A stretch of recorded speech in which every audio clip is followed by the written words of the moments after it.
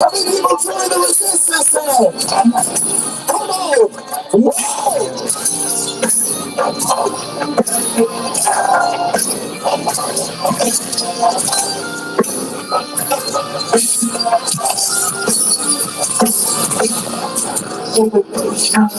Elevation, story combinate for elevation. I'm a soldier.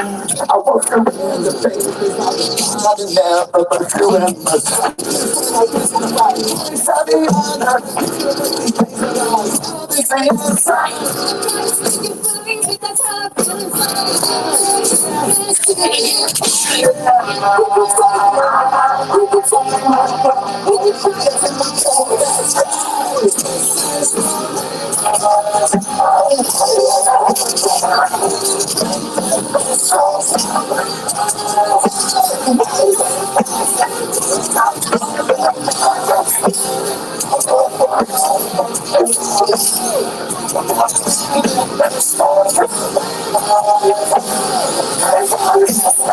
you can't resist us.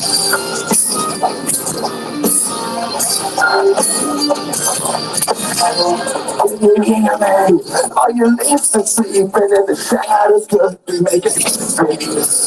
Fire walk on the water, you used to be afraid, but now you are a conqueror.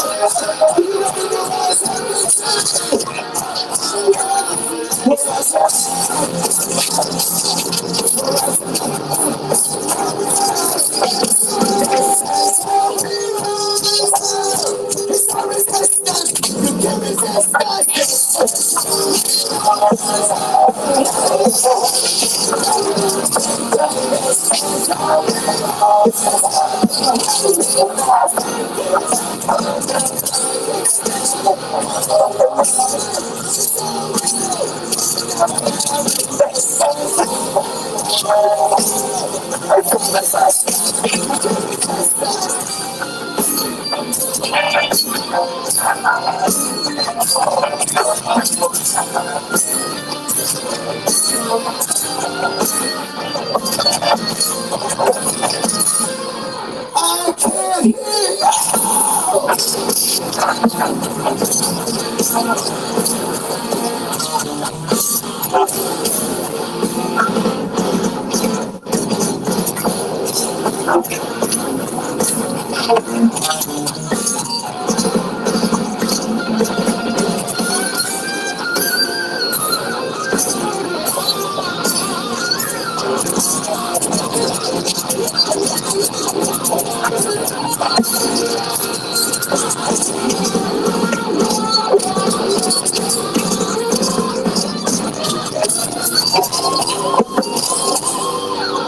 Thank you, we love you.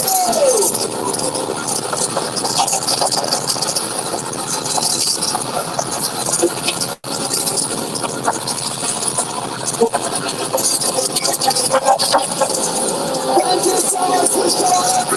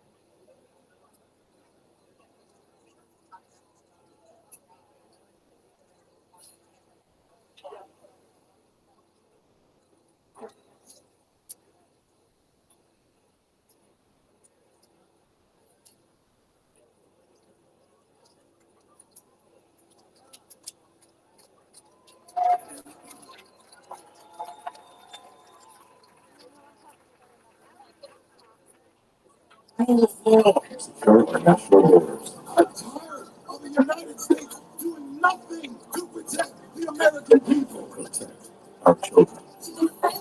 Children and to save an entire generation. Restore critical thinking of education. I think that the time for change is now, and enough is enough. And above all, break addiction.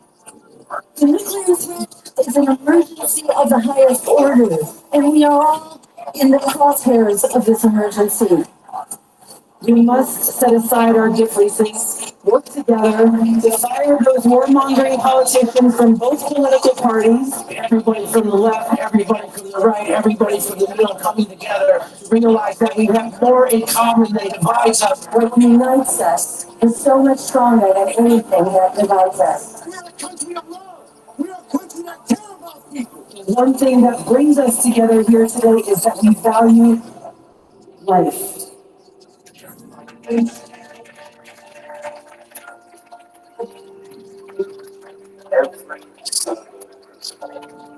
on which the West is based is our simultaneous threat. We must defend the West. The West.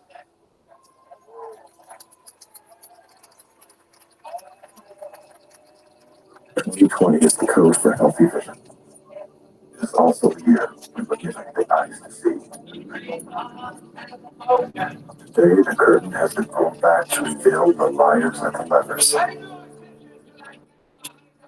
They are masters of deception, hell-bent to divide and conquer. Some radicals on the far right, not just the far left wackos. Like magicians, they use the art of redirection to keep us distracted. They trick us. Nearly every war we have fought was initiated by their propaganda. Iraq weapons of mass destruction are controlled by a murderous tyrant. As their empire of lies is collapsing, they are becoming increasingly desperate and dangerous. Russia, China, and Iran have announced the three nations are seeking to strengthen ties. The alliance has been formed to chill us all to the bone. Their reckless war games have united a deadly alliance. Everything we have fought for, everything we've earned, and everything we love is under attack. Hero suspects have subdued. At what point do we say, enough is enough? Now is the time for the American people to wake up and rise up. A rebel alliance is forming in the name of liberty and life. People of every color, culture, creed, and ideology are putting politics aside to secure the 8 pillars of peace and freedom. In the weaponization of science and medicine. If there is risk, there must be choice. Cease the expansion of surveillance and propaganda. They are killing us with censorship and propaganda. Stop central-based digital currencies. That will allow them to punish us from a distance and cut off our food supply. Prevent political abuse of our judicial system. What we are demanding is, in fact, the restoration of the rule of law. Secure our national borders. I'm tired of the United States doing nothing to protect the American people. Protect our children. To defend our children and to save an entire generation. Restore critical thinking and education. I think that the time for change is now, and enough is enough. And above all, break our addiction to war. The nuclear threat is an emergency of the highest order, and we are all in the crosshairs of this emergency. We must set aside our differences, work together to fire those warmongering politicians from both political parties, everybody from the left, everybody from the right, everybody from the middle coming together to realize that we have more in common than divides us. What unites us is so much stronger than anything that divides us. We're a country of love. We're a country that cares about people. The one thing that brings us together here today is that we value life.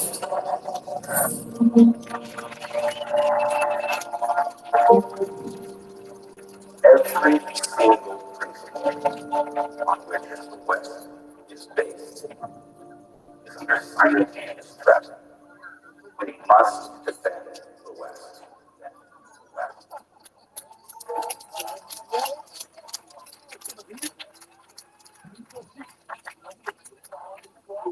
All right.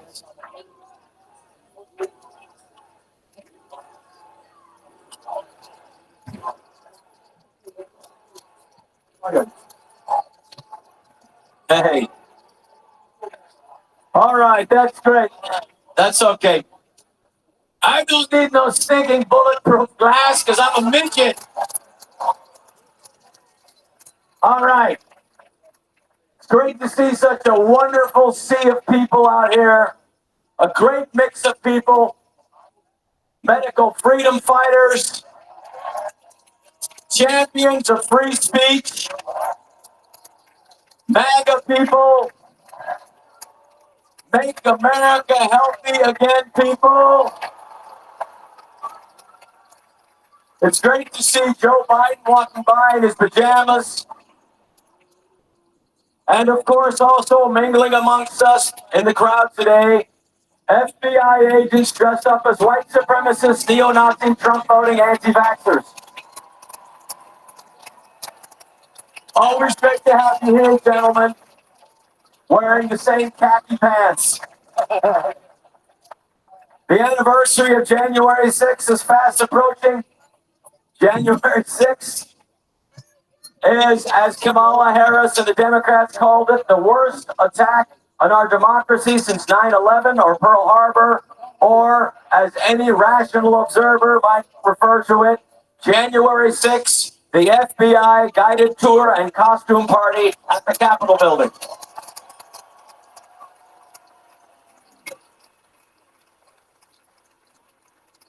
Now the woke Democrats want to attack us, confuse us, call us systematically racist because of this color of our skin, flood our cities with migrants to drain our resources, and try to bully us into repeating robotically repeated phrases like trans women or women. You can call yourself a trans woman all you want. It doesn't matter, because when you turn 50, someone is still going to have to check your prostate. 50-year-old trans woman, you're still going to get the finger. Children cannot consent to puberty blockers.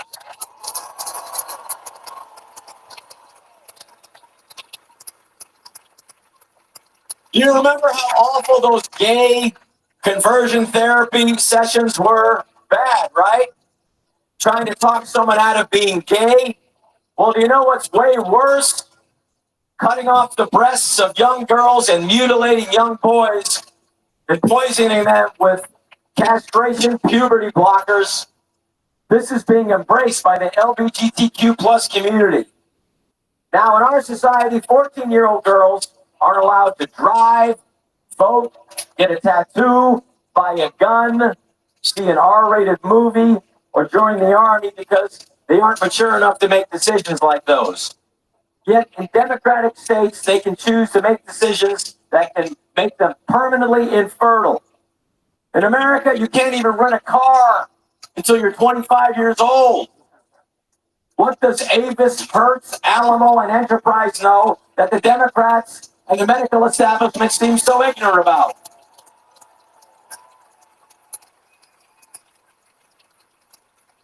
Now, whether Republican or Democrat wins this November, it'll mean nothing if we don't get Americans healthy again.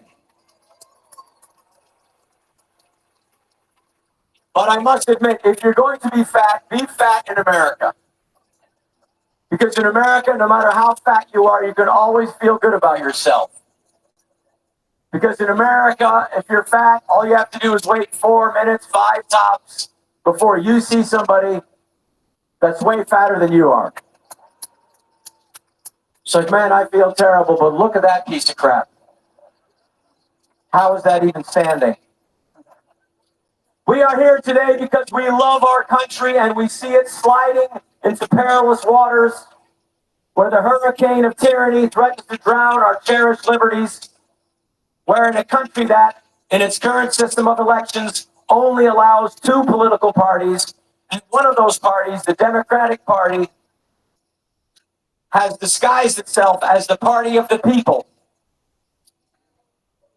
as the party of decency and truth, of protecting democracy, of peace, of being the savior of women's rights, of being the party of the worker. Nothing could be further from the truth. Democrats are no longer the party of the people. They no longer represent the working class, they represent the money class, the new aristocracy, the expert class with the 3 letters next to their names, PhD. They collude with tech companies and use censorship to silence those that dare disagree with the authoritarian policies. They use lawfare to attack and imprison their political enemies. They close small businesses, churches, well, they leave open big businesses, liquor stores, and strip clubs, which I'm grateful for. They fire soldiers, frontline doctors, and nurses for refusing to take a universal gene therapy, and they no longer use the term my body, my choice, do they? Because it isn't. They consider it your body is their choice. They allow 10 to 20 million people to illegally cross over our border, bus and fly them to places where nobody in those communities voted for them to come. Instead of protecting women, they allow narcissistic men to invade their safe spaces like bathrooms, locker rooms, prisons. They deplete our nation's treasure by continuing to spend hundreds of billions of dollars on forever wars that push the world closer to World War III. It's the closest to World War III since John F. Kennedy was president. The average American now has to choose between buying groceries or buying gas. Kamala Harris and Tim Walz do not believe that free speech is our most basic right guaranteed under our First Amendment of the Constitution of the United States, our Bill of Rights. They mistakenly call free speech a privilege. They are in error.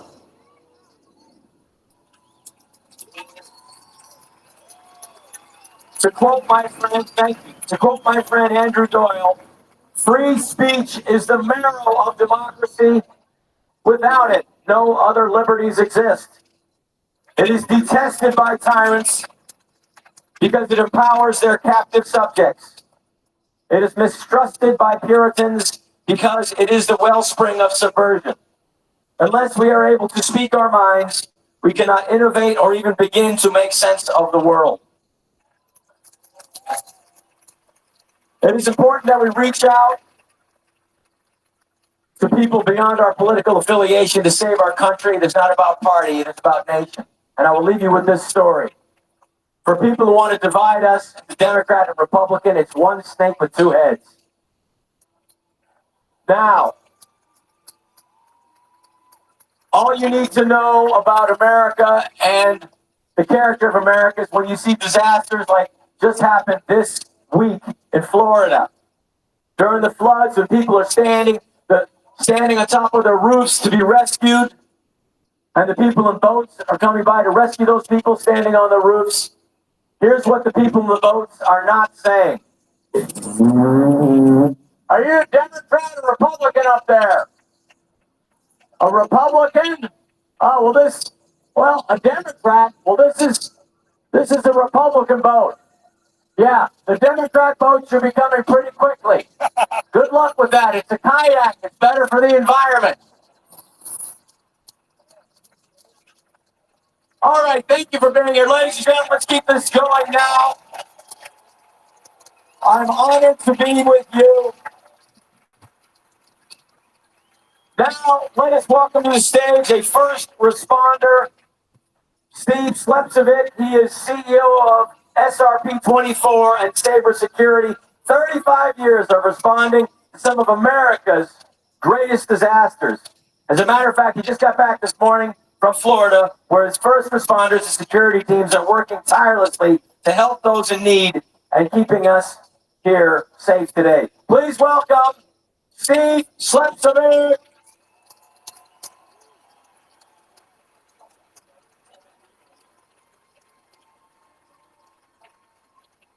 Oh, it is so good to see all you beautiful, fearless, loving patriots standing in the rain. While millions are watching online, we're making history here today. Yeah, you know, it's interesting, right? DC. Great show to keep people from coming here. This is our capital. This is our land. My name is Steve Slepcevic, and it's a great honor for me to stand here beside you today. Each of you is not just a spectator. You're a defender that has taken a committed stand for something much greater than ourselves. Today we gather to ignite a fire of unity and rescuing our republic, to secure a brighter future for our children, to restore our land, our food, and our values that made this country a beacon of light and freedom in a very dark world. Before we begin, I want to draw your attention to the distant perimeter. Out there, you will hear a powerful sound of pipes and drums that are going to be cutting through the air as they move their way towards the stage. Tell you a little bit about what this represents. These are the firefighters from every corner of our great republic.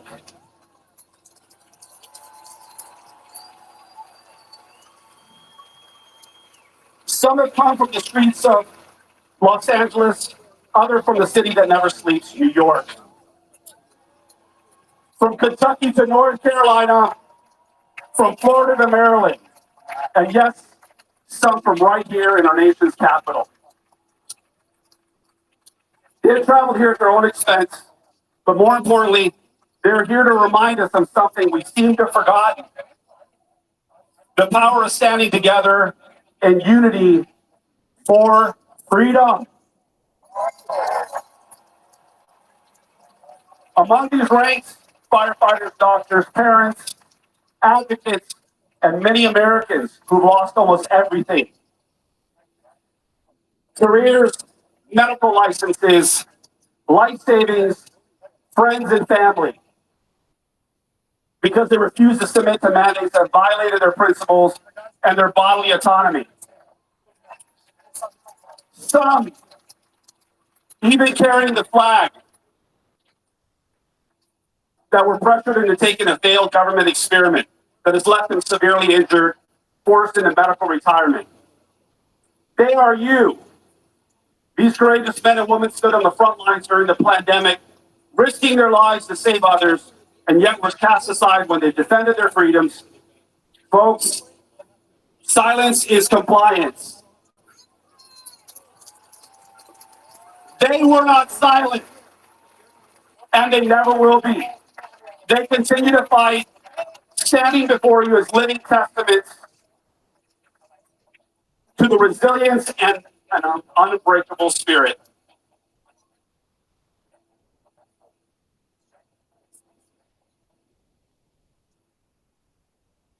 To those among us who serve as firefighters, paramedics, doctors, nurses, law enforcement, military, and amazing veterans, please raise your hands.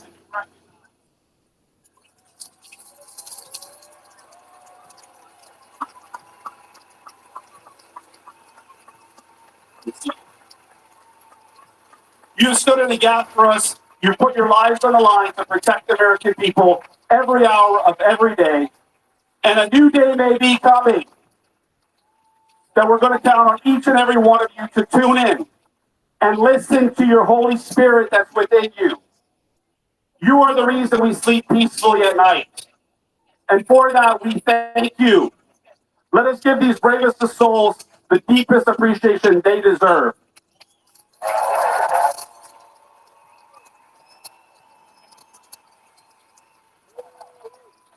As these firefighters make their way to the stage, I want to draw your attention to two American flags they carry with them. The larger 25-foot flag brought here by New York firefighters tells a powerful story, a story of courage in the face of tyranny. During the mandates, these firefighters from FDNY, a group called Bravest for Choice, led thousands of Americans across the Brooklyn Bridge in peaceful protest against political overreach. Their actions sparked a movement, one that rose from the ashes of despair and ignited hope for millions. Meanwhile, across the country in Los Angeles, another powerful group called Firefighters for Freedom stood against the same forces, locking arms, fighting for their right to serve without having their freedom stripped away. From the West Coast to the East Coast, from the North to the South, joining forces in our nation's capital, alongside an amazing group of frontline doctors that represent thousands of doctors and nurses around the world who took an oath to do no harm. And simply say enough is enough. Please welcome these amazing doctors.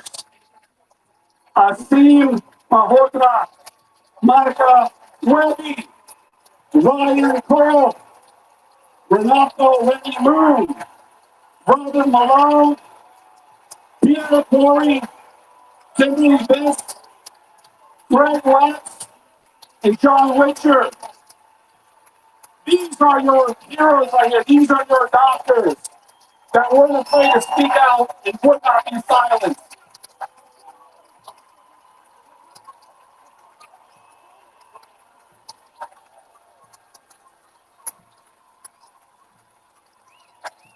I'm going to bring your attention back towards the firefighters this moment. The massive flag you see before you has flown over many battles for liberty. Today it resembles and symbolizes the reason we are gathered here to rescue a republic. Each of us, no matter how small our actions may seem, creates a ripple that builds into a wave of change. Today we are that tsunami, moving as one heartbeat, one breath. Now there's a second flag, smaller but no less significant. It bears the signature of every firefighter who's traveled here today. Leading this flag is the Fire Axe, a custom piece dedicated to the memory of fallen Chief Fire Chief Corey Compatero of Pennsylvania. Chief Compatero gave his life protecting his family during the failed assassination attempt on President Donald J. Trump on July 13, 2024. Today we honor him not just as a fire chief, but as a father, a brother, a son, and a true patriot who laid down his life for this country. This flag, along with the memorial act, will soon be presented to his family, and we are privileged to witness the first steps of this solemn journey here today. Patriots are for public is under attack, but not from external enemies. The greatest dangers lie within, by those who seek to divide us, control us, and silence us. We are one. We are God's children.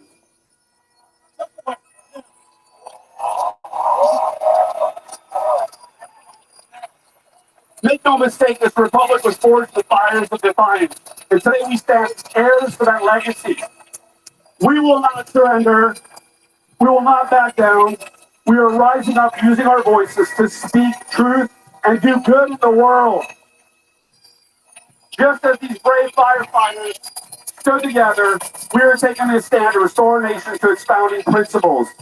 One nation, under God, with liberty, indivisible, one nation under God, indivisible, with liberty and justice for all.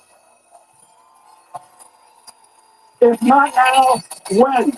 If not here, where? If not us, who?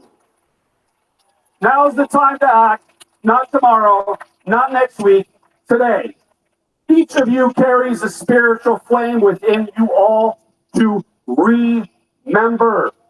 You are that powerful flame that lights the way for others. That flame is power, truth, love, divine wisdom, and compassion.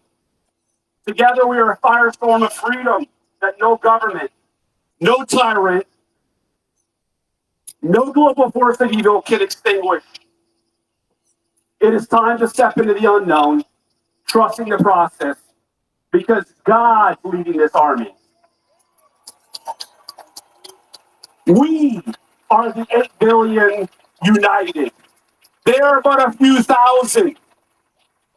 If you're committed to declaring your independence and ready to move forward and rescue our republic, please signify your commitment by simply standing, raising your hands, and let your voices be heard.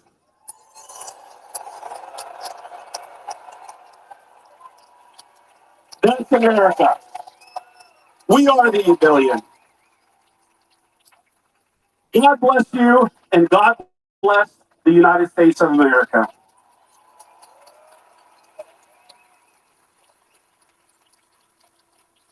At this moment, I would like to take a moment of silence for Fire Chief Corey Competer.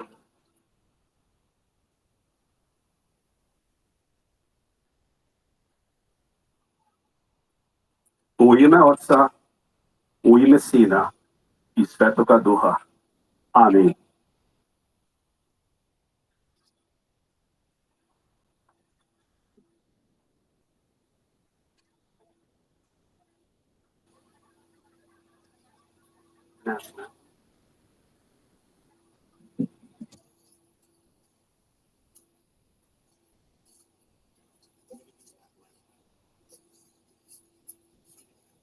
Thank you very much. Okay, please, ladies and gentlemen, for the national anthem, please welcome Caitlin Curtis and Deepak.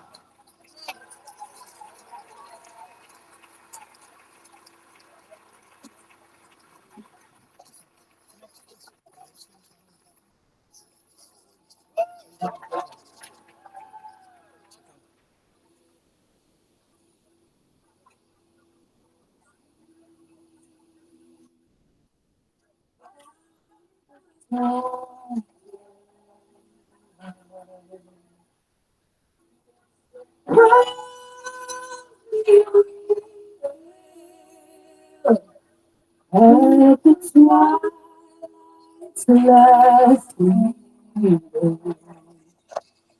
whose bright stripes and bright stars through the perilous fight, o'er the ramparts we watched, were so gallantly streaming, and the rockets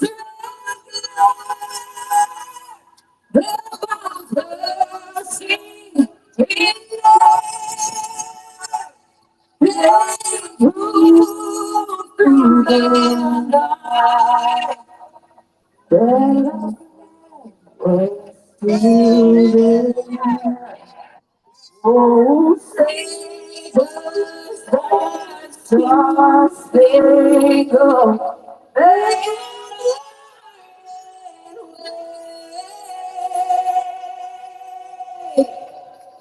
For the nation of the free and the world.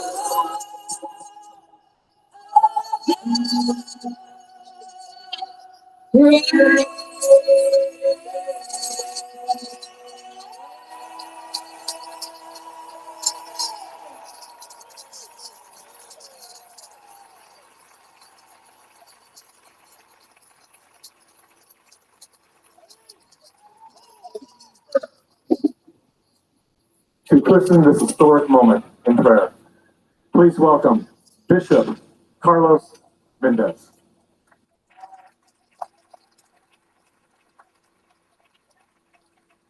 So all of you that are standing here today are going to go to heaven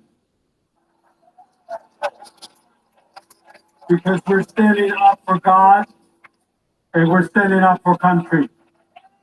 And we want to rescue this nation How many think the United States of America is worth it? God bless America. Let's say it together. God bless America. Lord, we remember the story of the Great Wall of China. Built to protect the nation, yet it wasn't the walls that failed, but the hearts of the guards that were bribed into bringing illegals into their country. We ask you that you guard us from those leaders who have betrayed our country. Help us to stand on truth, that we may always stand firm in righteousness. We confess, Lord, that the labor without you cannot prosper, and any effort without you will surely fail. If it's your will, we will continue to fight and rescue this republic.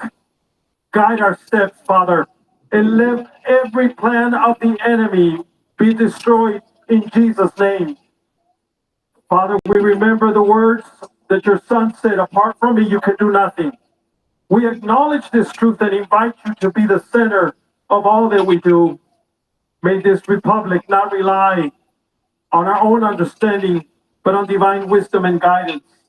We pray for unity among all Americans, for healing where there is division, and for peace where there is conflict. I ask you, Lord, for our veterans, past and present, that you will help them. Help us, Lord, with our homeless crisis that was created by this administration, the fentanyl that's rampant in our cities. Father, we remember the words that you said, do not be anxious about anything, but in every situation, by prayer and petition, with thanksgiving, presented to God. And the peace of God, which transcends all understanding, will guard our hearts and minds in Christ Jesus. We choose to lay down our anxieties and trust. You guide us through every challenge. We lift up this prayer. Rescue the republic, trusting in your power, sovereignty. May you continue to bless and guide the United States of America. And may we as people always seek your face and follow your ways.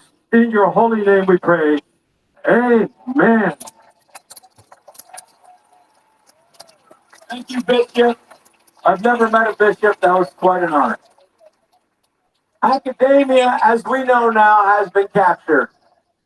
They are no longer teaching our young adults how to think critically. They're simply churning out advocates for a partisan ideology that is illiberal.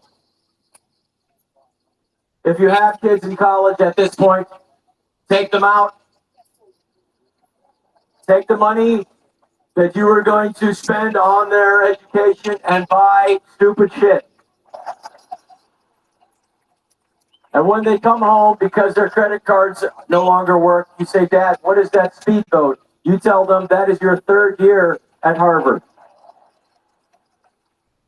Now, coming to the stage now, an academic who they tried to cancel, but unfortunately for the woke, which is nothing more than Marxism dressed up as manners, this man could not be canceled. He's a man whose wit, yes, he's a man whose wit, intellectual brilliance, courage, and most importantly, his love of country would not allow him to be canceled. He is a champion of freedom. Please welcome the sexiest biologist alive, Bret Weinstein!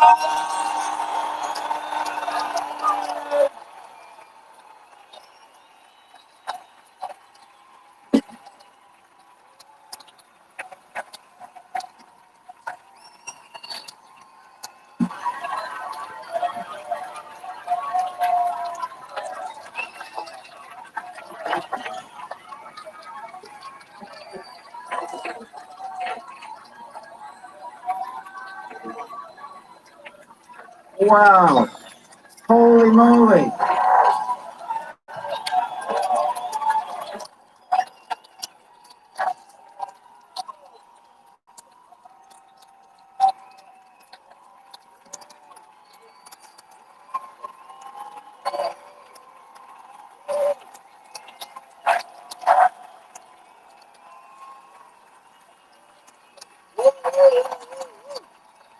All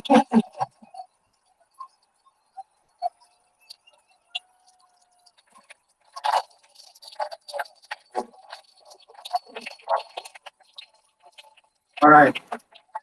If it's okay with you guys, I'm going to claim I had the crowd on its feet from the beginning. So, the time has arrived. Welcome to Rescue the Republic.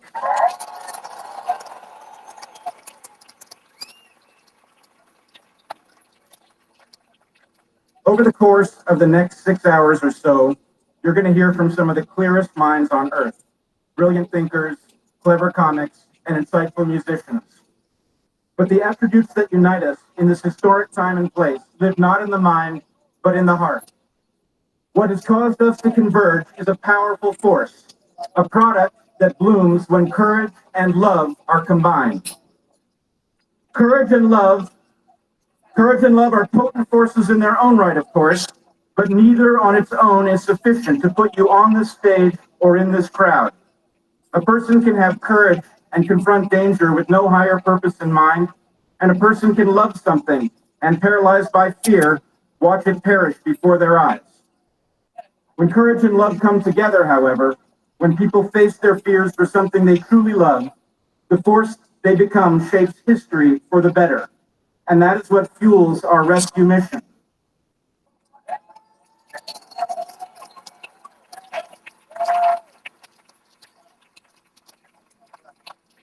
This is not a political exercise.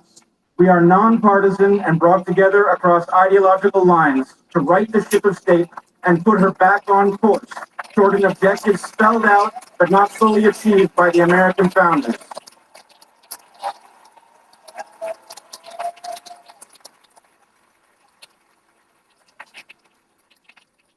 Patriotism is what brings us together in this moment of profound peril. Patriotism. Though I suspect some watching from afar will find my use of the term in 2024 bizarre or even grotesque. It has become fashionable, especially amongst those born into privilege, to regard patriotism as unenlightened, primal, and dangerous. But their educations have failed them. In a state of selfish confusion, they mistake nationalism for patriotism and toss the precious baby out with the dirty bathwater. President Kennedy, though he mentioned neither term, drew the distinction between nationalism and patriotism perfectly, not quite 64 years ago, and not quite 3,000 meters directly to our east. Ask not what your country can do for you, ask what you can do for your country, Kennedy instructed 2 years before his untimely death. Some will ask why it takes courage or love to deliver or witness a speech here in the shadow of the Washington Monument. Obviously, it shouldn't. But I doubt there are many here today who did not seriously consider whether they were putting their freedom or perhaps even their lives in danger. And as we planned the event, many people shared their concerns. I've lost count of the number of times I was warned not to do it by someone who then wished us luck. But the more I listened to people's trepidations, the simpler the calculus became.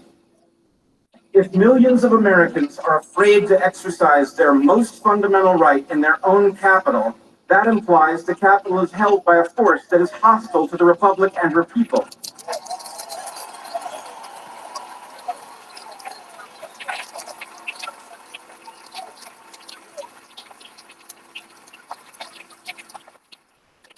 Speech is our right and our duty. It is the alternative to violence, coercion, and tyranny. And whether the force that presently intimidates us is foreign, domestic, or some hybrid of the two, we are duty-bound to confront it, to peaceably assemble, to speak without hesitation about our grievances. I say the calculus is clear because the targeting of our civil liberties tells us where we are headed. If we don't stand up now, the slight relief we feel in the present will be replaced in short order by the suffering and horror experienced by those who face a historic atrocity. We must stare down this threat. We have no choice.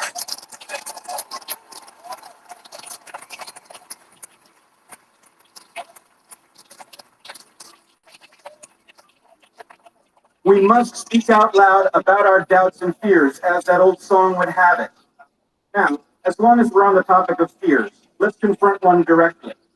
If, as the event proceeds, you find yourself faced with someone displaying Nazi symbols, inciting violence or lawlessness, or you encounter a group of people dressed in paramilitary garb, those are assuredly federal agents. Thank them for their service and move on.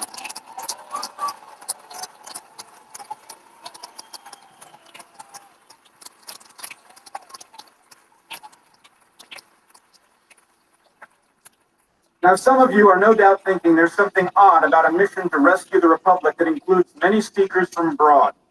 But this is actually a testament to the achievements of the founding generation. Our founding fathers almost accidentally invented the modern West. They did it because they had to balance the tensions between the various colonies in order to persuade them to confederate. The careful job that they did balancing the various concerns created a prototype for a world that was not rigged in anybody's direction. Obviously, they didn't complete the job. The Three-Fifths Compromise stands as a black mark on our record, but they did articulate the objective and create a process that, as long as the fundamentals are left intact, corrects itself over time. The founders innovated a system that was effectively a commitment to a level playing field, a complete departure from the world that preceded it, a world dominated by lineage against lineage conflict, navigated by threats and force. Commitment to a level playing field, even if the objective remains distant, turns out to be lightning in a bottle. And the closer you get to that goal, the greater the returns. The world the West emerged from was dominated by considerations of race, ethnicity, and religion. Those parameters dominated the question of who you could collaborate with. Under such rules, people can only be so productive because the most potential collaborators are out of bounds. On a level playing field, where the entire society is bound by rules that favor no population over any other, productivity skyrockets. If everyone is free to collaborate across demographic lines, more wealth is created because more innovation happens and more productive work gets done. Teamwork is everything.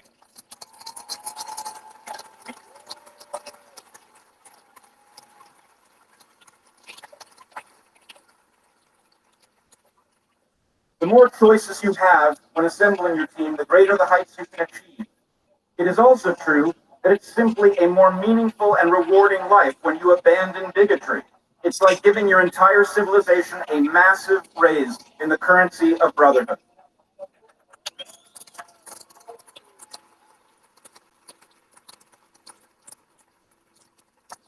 Now, am I saying that the United States is a level playing field? Of course not. And it was especially unfair to Black Americans and Native Americans from its inception. But I am saying that the founders envisioned a republic of free people based on the idea that all men were created equal, a nation in which the legitimacy of governance was based on the consent of the governed, and every person was entitled to equal protection under the law. I am also saying that we have moved rapidly in the direction of that vision over time, and prospered mightily with every step we have taken toward it. And the obvious productivity and dynamism of our nation that aims to liberate individuals by distributing opportunity as evenly as possible is contagious. What succeeded in America caught on, and it spread across the world, because those who saw what it could do wished to duplicate that magic. People want to live in the West, no matter where they reside. The West is not a list of nations, it's not a geographic description, it's an ideal, the level playing field, and a set of agreements that point toward it. And therein lies the rub. The agreements are fragile. There is progress and backsliding in every society that has joined the experiment, and the West is, at this moment, in grave danger. Some force that wishes to rig the world has clearly taken hold and targeted these agreements everywhere they have been embraced.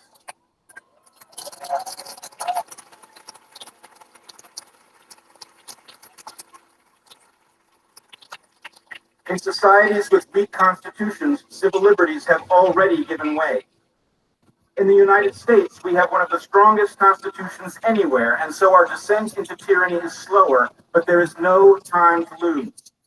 We have to regain control of our system and return to the founders' vision, or we will soon find the opportunity has slipped away.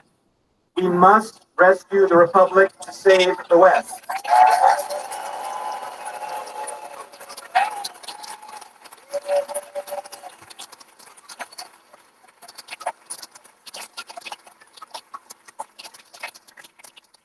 But why is this happening? How has the system of checks and balances that is supposed to protect us been compromised? The answer is to be found in biology. Our constitutional republic has become senile. The immunities it once had are gone, and it has lost sight of its purpose, all of which has opened it to capture by parasitic and predatory forces. That may seem like an extreme claim, but I believe this is much more than an analogy. Creatures get old because evolution has favored numerous characteristics that make them strong when they are young at almost any price, so long as it is delayed. So we grow old and die because all of the delayed costs eventually catch up to us. Unfortunately, civilizations have exactly the same defect, and those based on free markets in which leaders are elected are likely to be particularly susceptible. Politicians and profiteers benefit from thinking on short time horizons, and they generally lose when they think over too long a term. All of this short-term problem solving and kicking the cost can down the road has produced an inevitable crisis. The most powerful society the world has ever known is angry and hopelessly confused. It is, in short, demented. We are facing the destruction of the West, and we cannot afford to return to the dark world that would certainly replace it. So how does nature address senility? Beautifully. It has the perfect remedy at its disposal. As we begin to age, we produce offspring. Our kids learn that fraction of what we know that still has some use, and they abandon the rest. That pattern of never-ending renewal is the essence of what it means to be human. And at first, it leaves us little reason for hope with respect to the failure of the West, because the West is not a creature, and it cannot nurture a child. So what are we to do? When children absorb the content of their culture, it isn't just facts and skills. The most important things we pass between generations are myths, stories that are so powerfully important, they are encoded in a special sacred layer. And in our case, the myth we need comes to us from the Greeks, the founders of the ancient West, the one from which the modern West ultimately emerged. It is the story of the phoenix, a mystical bird that instead of making chicks, lights its nest ablaze and raises anew from the ashes. Watching the modern West burn, I believe it is no accident that this story points us to a hidden solution, a remedy for which we just so happen to have the ingredients. One of our explicit purposes in this gathering was to galvanize the unity movement, bringing representatives together from across the global West. And if you will allow me to draw on another myth, I believe our mission will become clear. I call the thing that has captured our system Goliath. It is the force that prevents all meaningful change. In the biblical story, Goliath is a giant, a man, a large man, but a man all the same. In our time, Goliath, like everything else, has scaled way up. The force that wants us to be terrified, to exercise our First Amendment rights in our own capital, that's Goliath. Now look around you. Do you all see what I see? David has scaled up. We are David. We are mighty, and our time has come.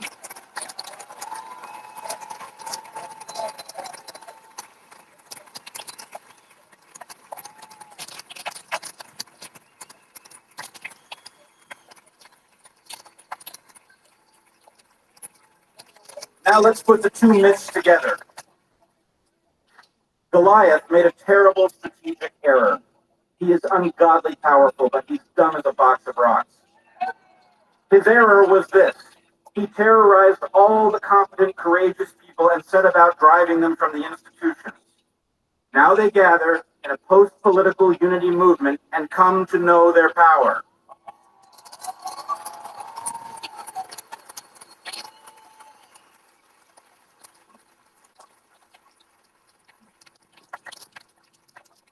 We have every single person you could possibly want on our side.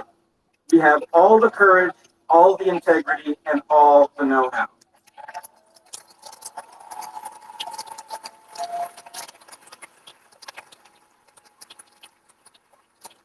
The question is how to drive Goliath out and infuse all that talent and insight back into the system so it can be renewed. In 1787, Ben Franklin was asked if the Constitutional Convention had produced a monarchy or a republic, and Franklin famously replied, "A republic, if you can keep it." Today, David and the Unity Movement face a similar question. What we must deliver is a republic, if we can phoenix it. I have learned from decades of study of human nature that important concepts emerge independently again and again. And so, in closing, I ask you to think about the job we must do to phoenix our republic, the daunting obstacle in our path, Goliath, and the unity movement we bring to the battle, David. It is for such moments that the Hopi elders tell us we are the ones we've been waiting for.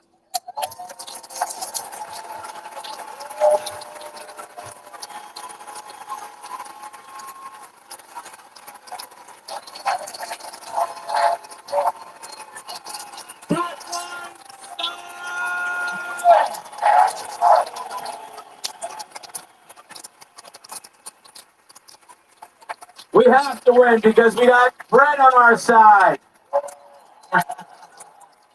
And we have all you people. This is being broadcast all over the world.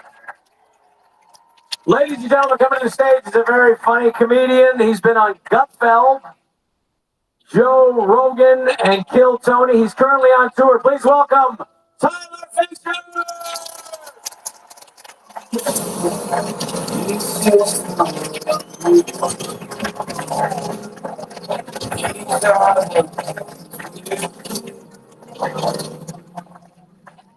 Can you guys hear me? One more time for Rob Schneider. Did you think anyone would be tinier than Rob Schneider? I look like if Rob Schneider and David Spade had a baby, don't I? I was going to say pretty much everything Brett said, so I second that. Look at this, would be a super spreader event 3 years ago. You guys be going to jail. Look at this. Remember that? I'm going to start with some good news, okay? I just found out if you check your phones, but Joe Biden, which, by the way, is still sleeping, so let's keep the laughs to a minimum. He's right over there. He just announced he will be upping the secret security for Donald Trump, which I think is a good thing. Maybe a round of applause as something. The article right here. Joe Biden has vowed to give every Secret Service agent for Donald Trump at his rallies one beeper. Made in Israel, handmade, so it's something. Not nothing.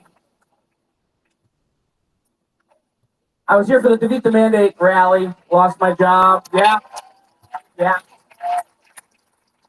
Never thought that would happen. I got fired. I did not get the COVID vaccine, mostly because my pediatrician said I was too tiny. And I was just listening to I flew here. Guy had a mask on next to me.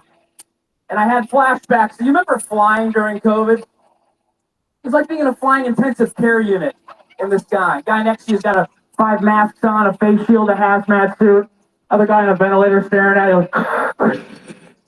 Then everybody taking everything off to eat peanuts for 45 minutes. Where are you flying to? Ladies and gentlemen, it is peanut time. Everybody can take off their masks and their hazmat suits. As you know, when the Communist Chinese Party designed the virus in the lab, they made sure it does not attack the immune system when you're sitting down and shoving little nuts in your face. I've been sitting there 2 hours later licking one nut.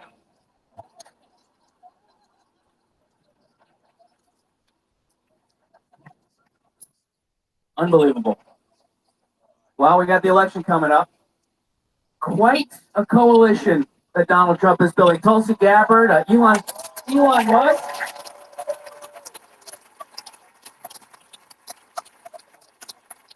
Elon Musk is going to clean house. He might go too far. I think day one we're going to see him on TV. So I fired 99.9% of the government. Yeah. So it turns out you only need 3 people to run the government. So pretty cool. There you go. Yeah. So, I actually fired Donald Trump. So welcome, AI Trump. Who's next? I heard he's considering Ben Shapiro. Seriously, Secretary of Defense. That guy's good at protecting stuff. You can see him on CNN. My fellow Americans, we're at war with North Korea because apparently they got a hold of our nuclear codes. We are terrible at protecting our online data. That's why I use ExpressVPN. Go to expressvpn.com.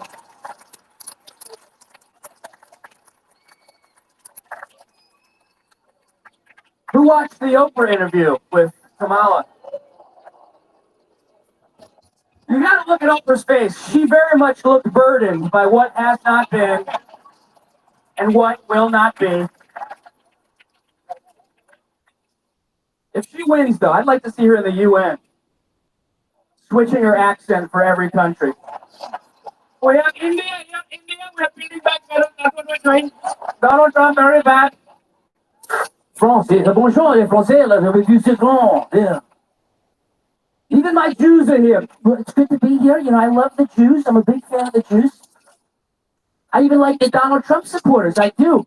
So we are building back better as Kamala or Mamala. I love the Trump people. I really do.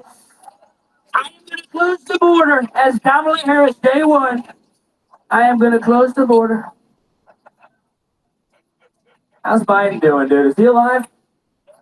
I think Biden died 2 years ago. They're just doing the weekend at Bernie's. Like, we let the president's corpse. He's not speaking English. We have a president who cannot speak. I love watching Biden talk. He'll start out by yelling and then he'll whisper like the most important part of the speech inaudibly, and nobody stops him. So like, look, folks, look, what am I doing here? Look, we're going that better, not joke. Not a joke. We're first going to stop. We're going to stop. It's dramatic.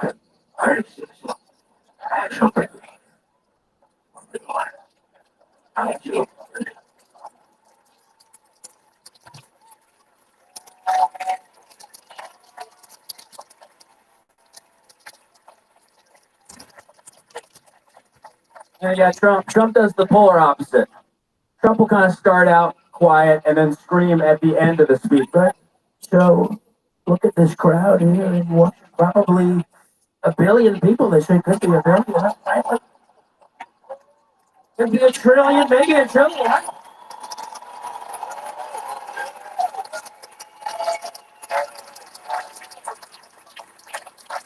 But the Democrats, let me tell you something about Democrats and the far left. They're rapists. They're murderers, right?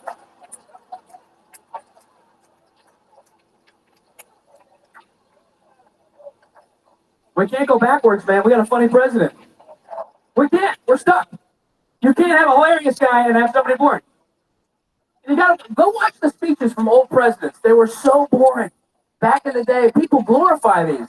Every speech back in the day by an old president was like, we must go forwards, not backwards, upwards, not downwards. Everyone's like, oh, this is good shit. Yeah, wow. Then you cut to Trump today. He's like, Nancy Pelosi, what a fat bitch. Could I say that? Can I say it? Right?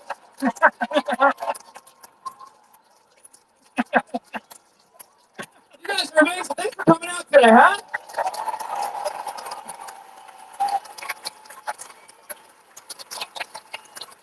I'm going to bring up your next speaker. You guys ready for another speaker? This guy, I would say out of anybody in my life, has single-handedly changed the course of my life within 4 years.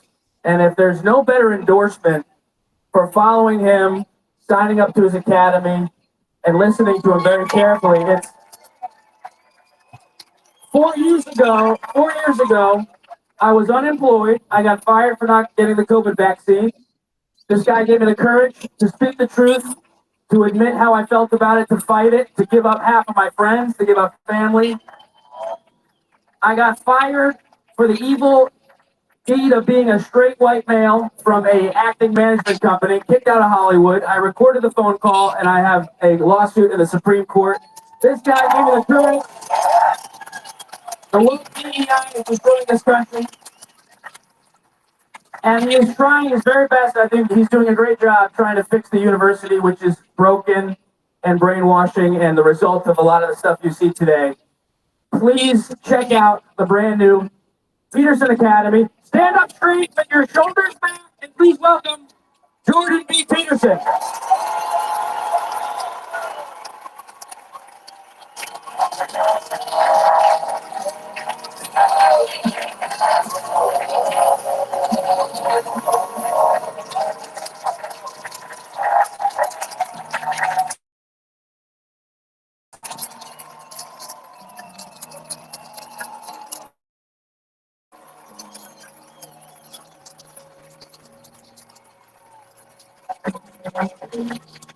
Thank you.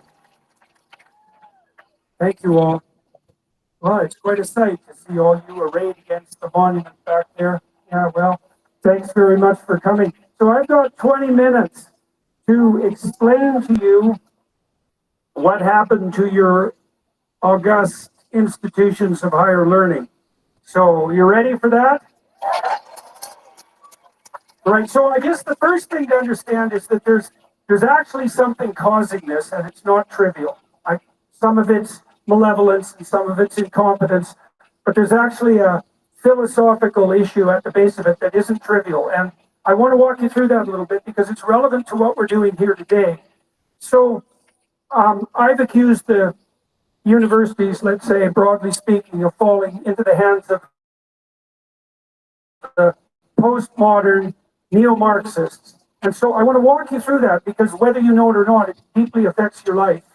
So what's happened in the last 30 years, not least in the field of literary criticism, which I suspect isn't high on your list of priorities, but the thing is, it's crucially important, you see, because it turns out that we live by stories. In fact, what a story appears to be something like the description of the value structure through which we look at the world. And you know, people are very attracted to stories. We're trying to get our stories straight here today. We're trying to get the story of the country and the West straight. Stories matter. And so it turns out that literary critics matter because they assess and analyze stories. And if they do that badly or in an ideologically biased manner, it turns out to matter far more than anybody might think. Now, the thing about the postmodernists, many of whom were French intellectuals, a particularly reprehensible breed of intellectual in my estimation, the thing about the French intellectuals is that they figured out that we see the world through a story, that was technically true. And that's a revolutionary idea. You know, the more scientific types, you know, you heard the doctrine, the dogma, follow the science. It's like science isn't something you follow. Science is a set of facts or a process for investigating facts. Science isn't something you follow. A story is something that you follow. A story is something that guides you. And so it matters that you know what a story is, that it's the structure that you inhabit that organizes your psychology and unites us socially. It matters that you know that. And it also matters what the story is. Now, the postmodernists weren't reprehensible because they figured out that we lived in a story, that even scientists lived in a story. The postmodernists were reprehensible, and this was particularly true in the case of France, was because once they figured out that we lived in a story, which was a mystery, what story, what is the story, what should it be, they jumped to a premature conclusion. And the premature conclusion that they jumped to, being leftist intellectuals, was that the proclamation of the Marxists that the story we live by is one of power was true.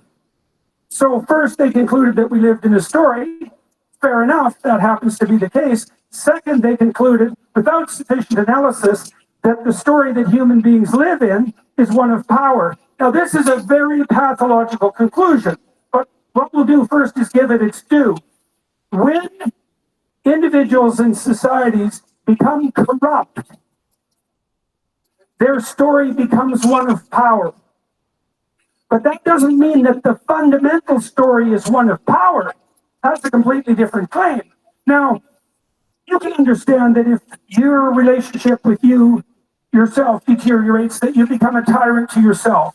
And you can understand that if your marriage deteriorates, you become a tyrant to your husband or your wife. The same applies to your children and a family. The same might apply to your employees and your broader community.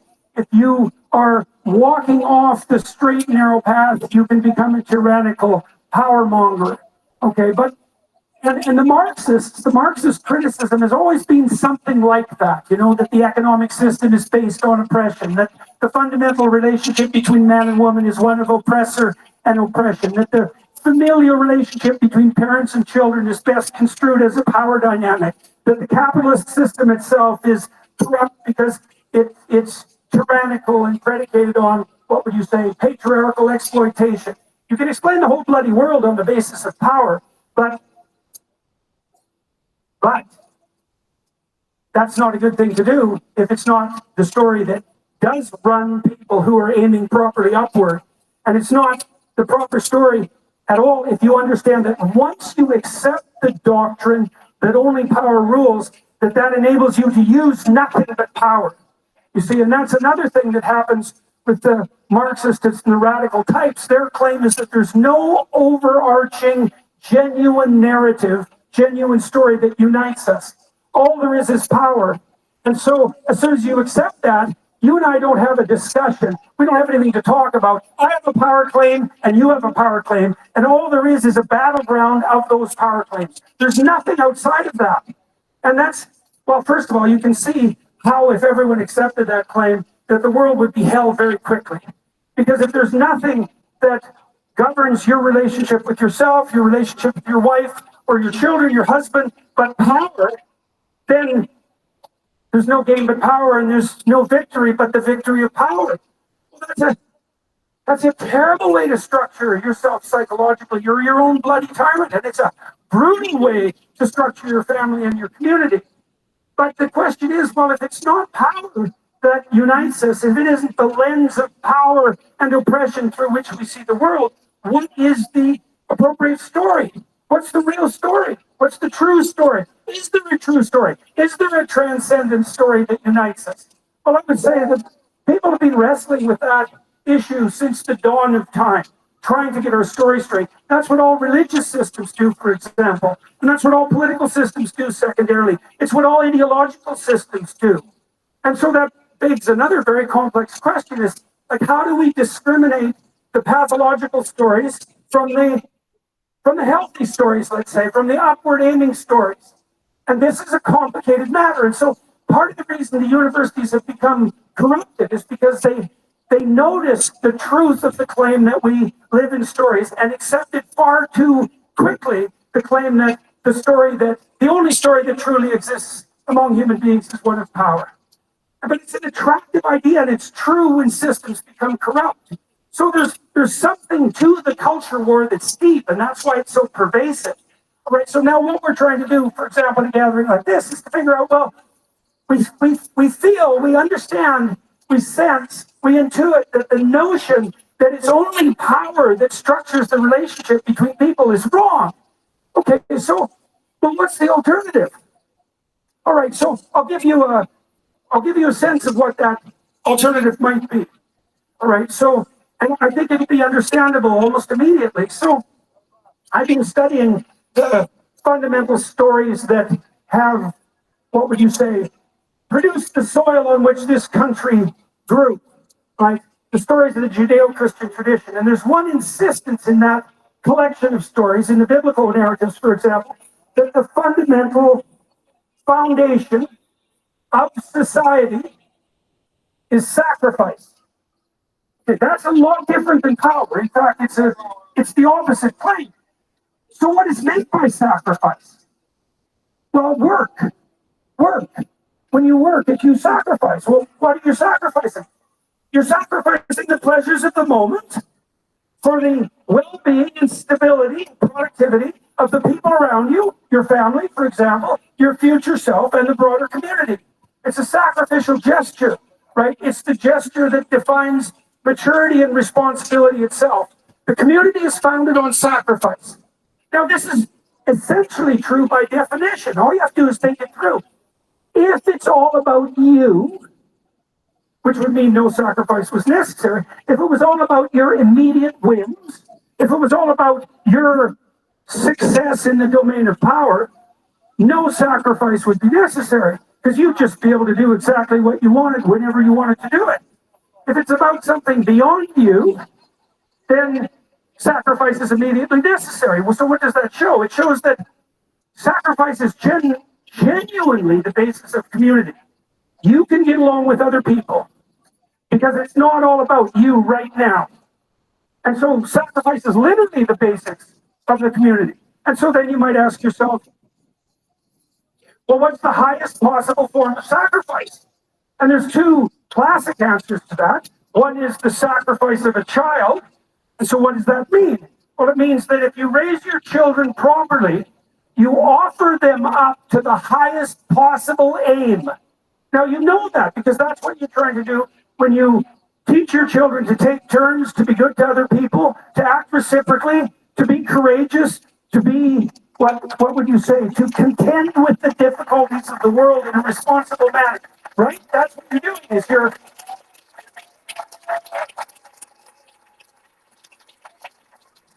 And the other most fundamental form of sacrifice is the sacrifice of yourself, obviously. And what does that mean? Well, you know what that means if you're a responsible and mature person.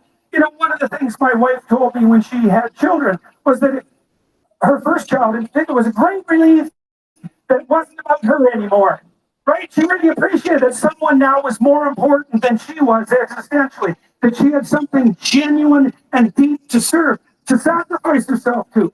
Sacrifice is the basis of community. Okay, we got that right in the West. Like the crucifixion itself is the symbol of ultimate sacrifice. Right? And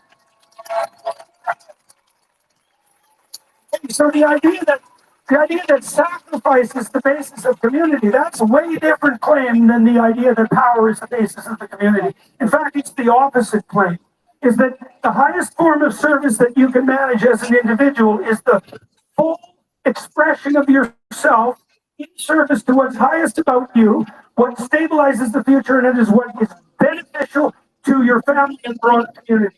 And I believe, and I think you can think about this even biologically, even scientifically, that your deepest instincts align with that. And they align with that in this manner, is that if you follow the pathway of maximum meaning and maximum adventure, it'll feel that way to you. That's the same pathway that expands you in a mature manner and aims you at the kind of sacrifice that makes you everything you could be and that stabilizes the community.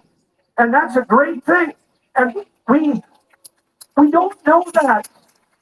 We don't exactly know that consciously in the West, but it's embedded in our underlying stories. And part of what's happening, I think, around the world and what's bringing people like you all together in a platform like this is that we're actually starting to understand this explicitly. And we need to, because our culture is torn apart by, particularly, let's say, by the claims of power. That it's all about power. It's like, no. It's all about voluntary sacrifice and the meaning that you can find in adventurous responsibility. And that's a very different story. Now, it's also, and I'll close with this, it's also the story that does something very interesting politically. And I also started to understand this more deeply because of my investigations into these underlying narratives. So imagine you adopted the pathway of maximal responsibility in your life, right? A meaningful pathway of maximal responsibility. Now you start to act that out. Well, what does it mean? Well, first of all, it means you're going to take care of yourself like you matter. And then someone else doesn't have to do that. So you're off the dependency road, right? You're not a burden. You're not a burden to anyone else, including yourself. But then maybe you get good at it and you can also take care of your wife or your husband, you know, in a mutual relationship. And then you get better at that. You can take care of your kids and you're better at that. Now you can take care of people in the broader community that you're serving as an employer, for example, or as an employee, and then you can act politically.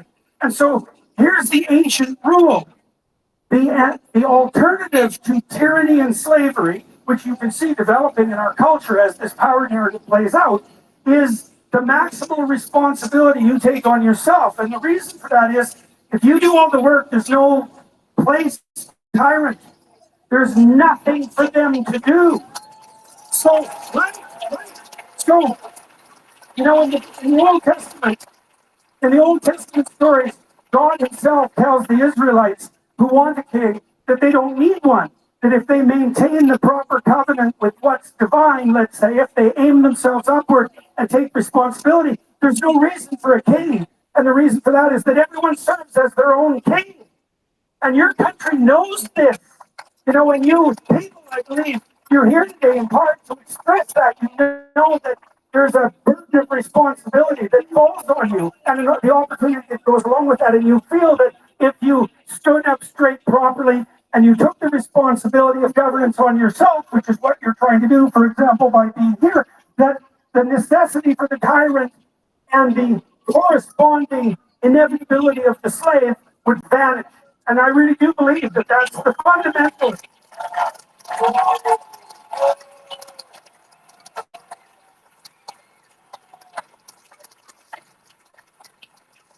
I do believe that that's the fundamental promise of the free West, and more particularly that that's exemplified by your country. And so we're all attempting to remind ourselves once again of that, and to dispense with the presupposition that although we live in a story that it's one of power, it's not one of power. It's one of freedom and maximal voluntary responsibility. And on that you can build any.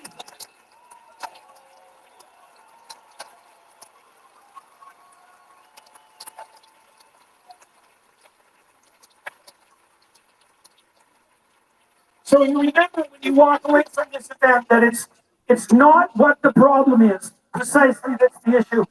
It's what you specifically could and should do about the problem, in the realization that if you took that burden onto yourself, the burden of dealing with what bothers you, let's say politically, the burden of dealing with that directly, that you would also have the responsible adventure of your life, and you would fight against the forces of tyranny and slavery in the most possibly effective manner.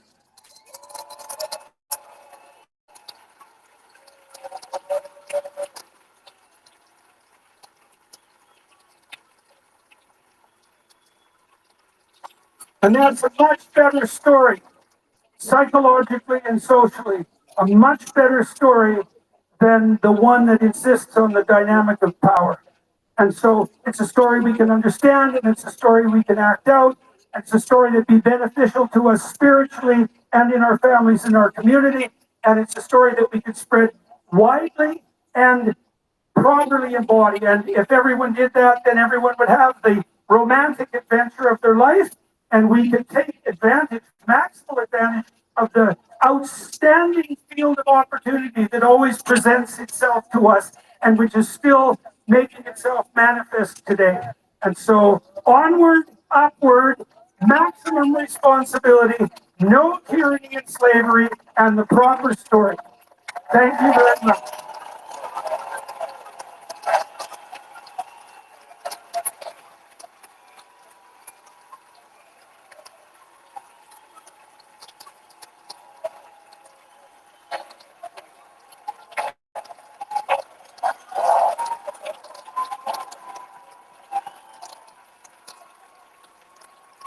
Thank you very much, everyone.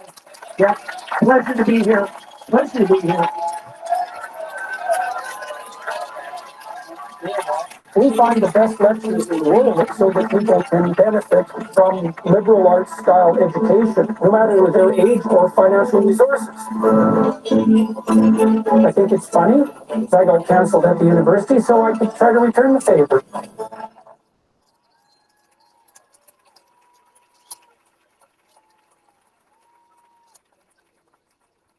Right. One more time for the great Jordan Peterson.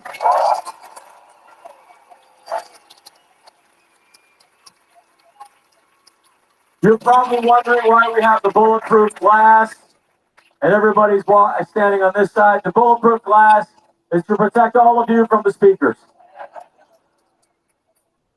Now, the Democratic Party and their illiberal elites have corrupted the American dream. The American dream used to be the hope to one day be able to own your own home. Now the dream is to be so rich that you are not affected by Democratic policies. If you are Oprah, the new corrupt American dream has come true. But for all of us, the dream has not come true. And that's why we need to bring the dream back and elect Donald J. Trump for President of the United States. The Democratic blue machine is not for anything. They're against everything.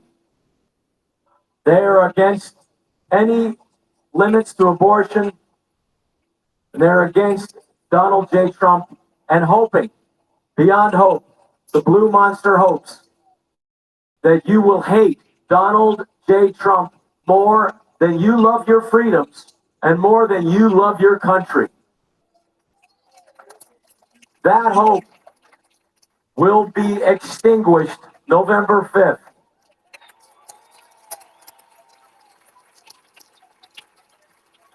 Because we love our country. Now, coming to the stage, his company is peakprosperity.com. He is an independent economist. Please welcome Chris Martenson.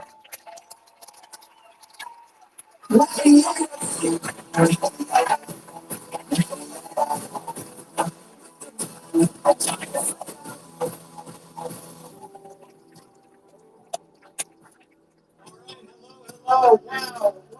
It is such an honor to be here, and thank you everybody for coming out, and thank you for being part of this. If this is the punch bowl, I'm the guy with the turds, okay? So I have to talk about the financial industrial complex here. How many people here share the belief that I have that maybe our country's in a little bit of a financial predicament? Yeah, who's heard of the Great Reset? Yeah, I love this crowd. So here's where we're at. You know, about a year ago, Evie and I were at lunch, and we were invited to a private lunch with RFK Jr., and I had a chance to ask a question. I said, hey, I got all familiar. I don't usually get starstruck, but man, he has some charisma. It really does. And I said, hey, Bobby, did I say that? Mr. Kennedy, if you had one platform you could run on, just one plank, what would it be? And he said, CBDCs, central bank digital currencies. And I asked why. Of course, you have this beautiful, long, involved thing that started with free market capitalism and came forward with this idea that once we have CBDCs, we are entirely out of our freedom. It's gone. And our country is gone. So I want to spell that out a little bit. So how do these things connect? One of my favorite quotes is from Leonardo da Vinci, who said, learn how to see and realize that everything connects to everything else. So that's what I do. I covered COVID, I covered the Trump assassination, I mostly cover a lot of financial things in my job. So here's where we're at. First thing I'm going to leave you with, I'll leave you with three. First is, right now, our country is insolvent. That's just the truth. $35 trillion in debt. We added $1 trillion of debt in 100 days. What does that even mean? Like, these are numbers that are so fantastically big, nobody knows what they mean. What's a trillion? Well, if I gave you a $1,000 bill and you had 4 inches of those in a stack, you'd be a millionaire. If I said you're a billionaire, you have a stack of $1,000 bills, a stack. It's as tall as that monument back there. But what would it mean if you were a trillionaire? How big is your stack? It's 68 miles high. You'd be floating around with the Starlink satellites looking down on this whole thing. That's 1 trillion. We have 35 of those trillion, and they're piling up like crazy. If I showed you a picture of the debt of the United States in a chart, it would start out nice and slow, and it would do that. It's almost vertical at this point. So when I said $1 trillion of new debt in 100 days, let me put it in context. It took the country 220 years to accumulate its first 11 trillion in debt. 220 years. 2 world wars fought, a civil war, every bridge built, universities, everything ever conducted by the government for the first 220 years to accumulate that first 11 trillion in debt. We piled on 11 trillion in debt in the past 4 years. What? 220 years? Like, and what did we spend that on? That's a beautiful monument. This is a beautiful memorial behind us over here. There's beautiful buildings. What did we spend that 11 trillion on in the last 4 years? Does anybody know? Or can you point to something? War. That's right. We just frittered it away, you know? And that's a shame. But it's also a demonstration of what we're up against. That we have a group of people in power right now who think nothing of spending money they don't have, expecting your children and grandchildren to pay for it, and nothing to show for it. And this is wrong. It doesn't have to be this way. In fact, it shouldn't be this way.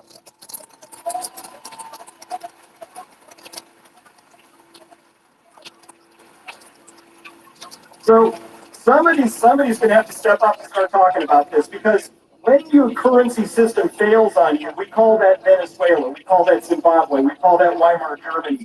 It is not a good place to be. We don't want to go there, but we're headed there. So what do? Well, the second piece I want to leave you with then is about this idea that things are speeding up. So welcome to the quickening. We're going to go from $1 trillion of new debt in 100 days, and then it'll be 50 days. And then you'll read a headline, it'll be $1 trillion of new debt in a month, but it was a bad month.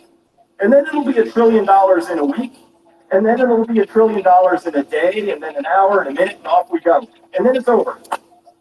So let's not do that. But that is the path that we're on. That's why we have to rescue the republic.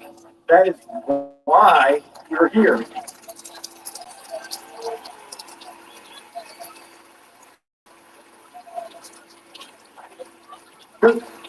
But let me be totally blunt about this. If you didn't like the 99.95% survival rate of COVID, you're going to hate the currency crisis. It's going to be terrible. It ruins lives. So that's the pathway. So the third thing is, and here's how it ties in with the Great Reset.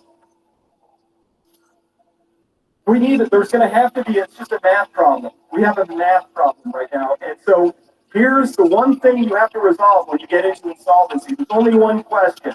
Not who do you elect. I don't do left, right. I do up, down. You either have integrity or you don't. You believe in freedom or it's opposite. The last is the key. Thank you. Thank you for beautiful signs. Okay. So if we're not doing left, right, up, down, we're either going to do the right things or the wrong things. And so we have to understand the nature of what we're up against here. And here's the one question that you have to resolve when you're in insolvency, approaching bankruptcy, which is the legal proceeding. Who's going to eat the losses? That's the question. Who's going to eat the losses? They're working on this right now. They're working really hard at it. They want to make sure it's you.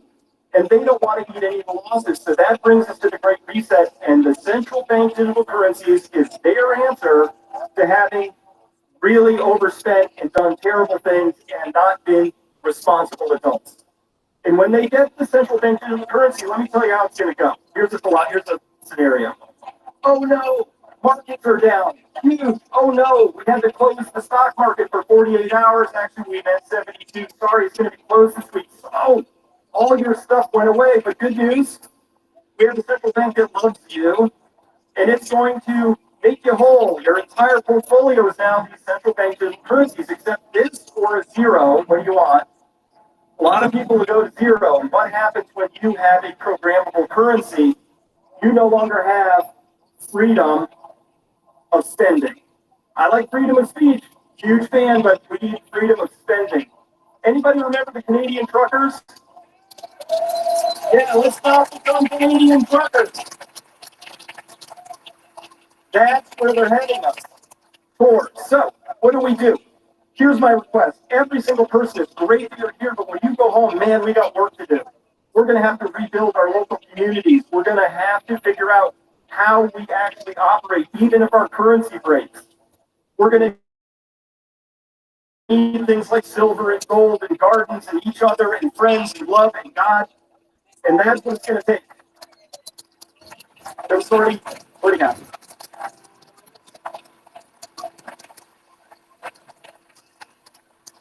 So let's not let the central bank digital currencies come if we can help it.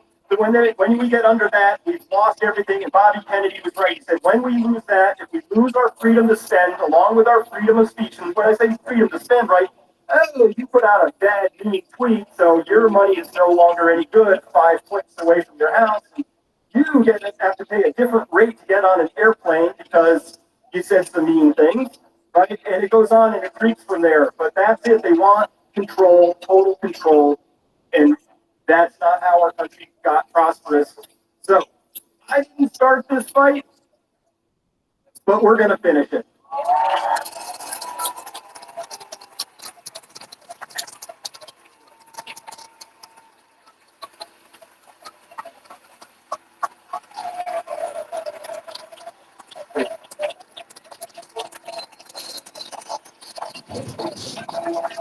Tim Walz, everybody. Tim Walz. Chris Martinson, everybody. Sorry. They told us to stay behind the glass, not because of COVID. They said to stay behind the glass. All right, ladies and gentlemen, we're going to keep the... how are you guys holding up, all right? All right, stay damp, everybody. All right, coming up right now is a terrific musician. Please welcome Tennessee Jake.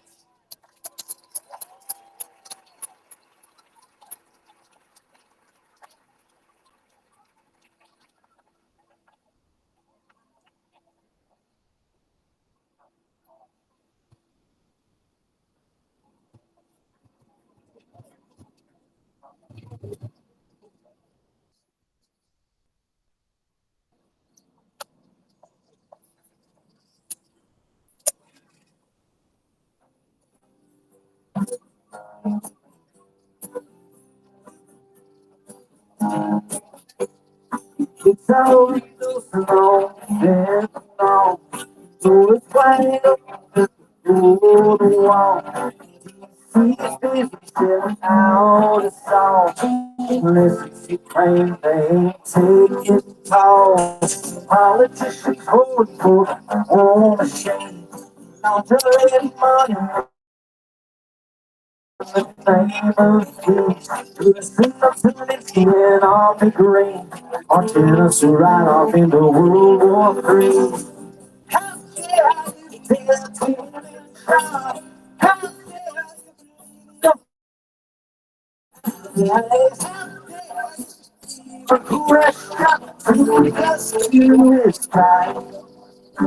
bust your ass, you barely afford. Popeye's chicken for a family of four. You fought for a country you don't know anymore. Build back better, more like build back poor. You don't get a chance to get your vote. Now he's on fire in the track and go. What used to be terrorists, now it's status quo.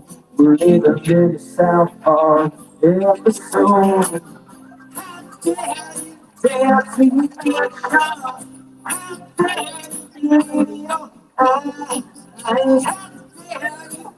Even question to is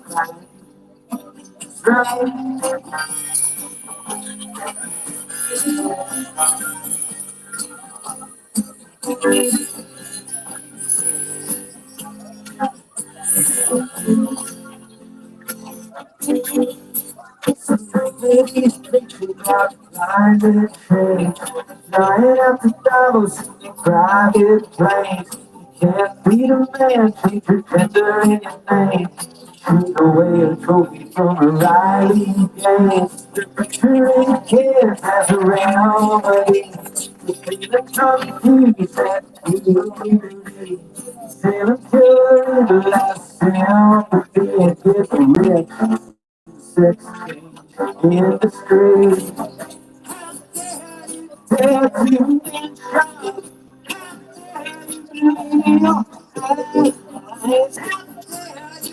even two plus two is they bully and harass you with the covered face. Burn down your business if they don't get their way. Was innocent pedophiles, baby race. And teachers just a rich man's KKK. Oh, baby, I got pride. The straight white male is their anti-Christ. Yesterday's a labor, today's all the right. They're sexualizing kids and everybody's playing nice. They're sexualizing kids and why the fuck we playing nice? What you know, but you wish up to plus two is five.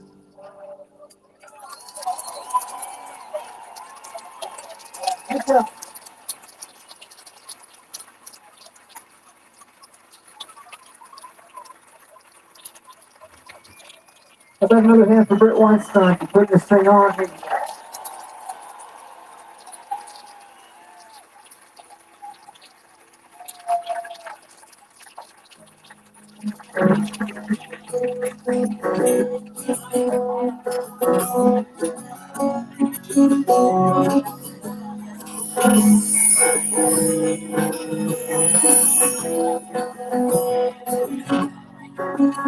When this is all over, the name will be forgotten. The blood stain on the sidewalk, a man in a coffin, justice may be blind, but the apple's still rotten. They'll wipe the slate clean till it's pure white as cotton.